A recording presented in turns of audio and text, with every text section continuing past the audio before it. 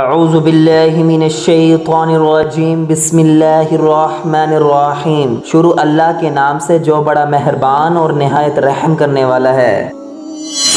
یہ لڑکیاں سب بے نیاز اپنی اداؤں سے سب کو گائل کرتی ہیں۔ مدرسہ عزیزیہ کے دروازے سے گزر رہی تھی کہ حضرت شاہ محمد اسماعیل رحمۃ اللہ کی نظر ان پر پڑی۔ حضرت نے اپنے ساتھیوں سے پوچھا یہ کون ہے؟ ساتھیوں نے کہا حضرت یہ طوائفی ہیں کہ کسی ناجران کی محفل میں جا رہی ہیں۔ حضرت نے فرمایا چلو یہ تو معلوم ہوا، لیکن یہ بتاؤ یہ کس مذہب سے تعلق رکھتی ہیں؟ انہوں نے بتایا کہ یہ دین اسلام کو بدنام ہی کرنے والیاں ہیں، یہ سب اپنے آپ کو مسلمان کہتی ہیں۔ حضرت نے جب یہ بات سنی تو فرمایا مان لیا یہ بد عمل اور بد کردار ہی صحیح، لیکن کلمہ گو ہونے کے اعتبار سے یہ ہم سب مسلمانوں کی بہنیں ہیں، لہٰذا ہمیں انہیں نصیحت کرنی چاہیے، ممکن ہے کہ گناہوں سے باز آ جائیں۔ ساتھیوں نے کہا کہ جناب ان پر نصیحت کیا خاک اثر کرے گی، لیکن ان کو نصیحت کرنے والا الٹا خود ہی بدنام ہو جائے گا۔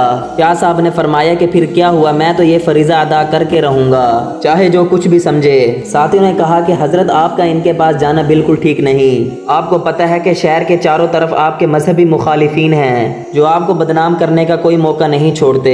آپ نے فرمایا کہ مجھے ذرا بھر بھی پرواہ نہیں، میں انہیں نصیحت کرنے ضرور جاؤں گا۔ اس کے بعد اب حق کی تبلیغ کی اصلاح کا عزم لے کر گھر میں تشریف لائے، درویشانہ لباس سے بے تن کیا، تنہ تنہا نیکا کی حویلی کے دروازے پر پہنچ گئے اور صدا لگائی اللہ والی اور دروازہ کھولو اور فقیر کی صدا سنو۔ آپ کی صدا سن کر چند لڑکیاں آئی، انہوں نے دروازہ کھولا اور دیکھا کہ باہر درویش صورت بزرگ کھڑا ہے۔ انہوں نے سمجھا کہ یہ گداگر کوئی فقیر ہے، انہوں نے چند روپے لا کر تھما دیے، لیکن اس نے اندر جانے کا اصرار کیا اور پھر اندر چلے گئے۔ شاہ صاحب نے دیکھا کہ چاروں طرف شمع اور کندیلیں روشن ہیں، طویف طبلے اور ڈھولک کی تھا پر رقص کر رہی ہیں، ان کی پزیبوں اور گھنگروں کی چھنکار نے عجیب سما باندھ رکھا ہے۔ وہی نیکا کی نگاہ اس فقیر بے نوا پر پڑی، اس پر ہیبت طاری ہو گئی۔ وہ جانتی تھی کہ اس فقیر لباس میں گداگر نہیں بلکہ اسماعیل کھڑے ہیں، وہ جو حضرت شاہ ولی اللہ کے پوتے شاہ عبدالعزیز شاہ رفیق الدین اور شاہ عبدالقادر کے بھتیجے ہیں۔ نیکا تیزی سے اپنی کرسی سے اٹھی اور احترام سے جا کر ان کے سامنے کھڑی ہو گئی۔ بڑے ادب سے عرض کیا حضرت ہم جیسے سیاہکاروں کے پاس آنے کی آپ نے زحمت کیوں کی؟ آپ نے پیغام بھیج دیا ہوتا ہم آپ کی خدمت میں حاضر ہو جاتی۔ آپ نے آنکھیں بند کیے بغیر نامحرم سے کہا بڑی بھی تم نے پوری زندگی لوگوں کو راہ پر سرور سنایا ہے، آج ذرا کچھ دیر ہم فقیروں کی صدا بھی سن لو۔ جی سنائیے، ہم توجہ کے ساتھ آپ کا بیان سنیں گی۔ اس نے یہ کہہ کر تمام طوائفوں کو پزیبے اتارنے اور طبلے ڈھولکیاں بند کر کے بیان سننے کا حکم دے دیا۔ حضرت شاہ اسماعیل رحمۃ اللہ علیہ نے قرآن پاک کا کلام کیا، سورۃ التین کی تلاوت فرمائی۔ آپ کی تلاوت اس قدر پرسوز تھی کہ طوائفیں بے خود ہو گئی۔ اس کے بعد آپ نے آیت مبارکہ دل نشی آواز میں ترجمہ کر کے بیان شروع کر دیا۔ آپ کا یہ خطاب زبانوں سے کانوں تک خطاب نہیں تھا، بلکہ یہ دل کا دل سے روح کا روح سے خطاب تھا۔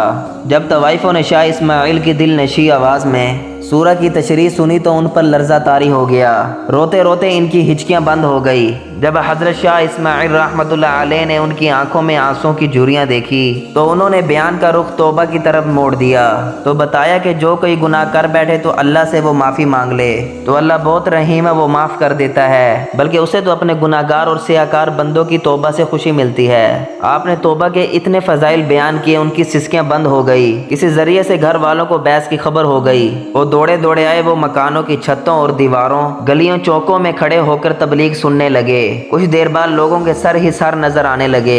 شاہ صاحب نے انہیں اٹھنے اور 2 رکعت نفل ادا کرنے کی ہدایت دی۔ راوی کہتا ہے کہ جب وہ وضو کر کے قبلہ رخ کھڑی ہو گئی اور نماز کے دوران سجدوں میں گر گئی تو حضرت نے ایک سائیڈ پر ہو کر اللہ کے سامنے ہاتھ پھیلا دیے اور عرض کیا اے میرے پروردگار، میں تیرے حکم کی تعمیر میں اتنا ہی کچھ کر سکتا تھا، تو یہ سجدوں میں گری ہیں، ان کے دلوں کو پاک کر دے اور ان کے گناہوں کو معاف کر دے، تو ان کو آبرو مند بنا دے، تیرے لیے کوئی مشکل نہیں، تجھ پر کسی کا زور نہیں، میری فریاد تو یہ ہے کہ انہیں ہدایت فرما، نیک بندوں میں شامل فرما۔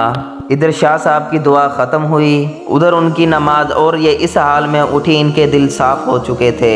اب شاہ صاحب نے زندگی کی برکات اور نکاح کی فضیلت بیان کرنا شروع کر دی اور اس موضوع کو اس قدر خوش اسلوبی سے بیان کیا کہ سب طوائف گناہ کی زندگی پر افسوس کرنے لگی اور نکاح پر راضی ہو گئی۔ چنانچہ ان میں سے جوان عورتوں نے نکاح کر لیے اور جو زیادہ عمر والی تھی انہوں نے گھر بیٹھ کر محنت مزدوری سے گزارا کرنا شروع کر دیا۔ کہتے ہیں کہ ان میں سے سب سے خوبصورت موتی نامہ خاتون تھی۔ جب ان کے سابقہ جاننے والوں نے شریفانہ حالت سادہ لباس میں مجاہدین کے گھوڑوں کے لیے چکی پیستے ہوئے دیکھا تو ان سے پوچھا یہ زندگی بہتر ہے یا وہ زندگی بہتر تھی جس پر تیرے ہاتھوں میں چھالے پڑے ہوئے ہیں؟ وہ کہنے لگی مجھے اللہ کی قسم گناہوں کی زندگی میں کبھی ایسا لطف نہیں آیا جس طرح اب مجاہدین کے لیے چکی پر دال پیستے وقت ہاتھوں میں جلتے ہوئے چھالوں میں کانٹے چبو کر پانی نکالنے میں آتا ہے۔ میرے عزیز دوستو، گناہ کا ہر ٹائم دروازہ کھلا ہے۔ جب تک یہ دروازہ کھلا ہے اللہ مسلمانوں کے سارے گناہ معاف کرتا رہے گا۔ ہمیں چاہیے کہ ہم اپنے آپ کو اللہ کے حضور پیش کر دیں،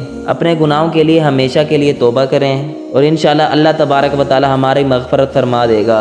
انہی لفظوں کے ساتھ میں اجازت چاہوں گا، اس امید کے ساتھ، اور اگلی بار ایک نئی ویڈیو لے کر آپ کی خدمت میں حاضر ہوں گا۔ اگر آپ نے ہمارا چینل سبسکرائب نہیں کیا تو ہمارے چینل کو سبسکرائب کر دیں اور ویڈیو کو لائک کر دیں۔ اللہ حافظ۔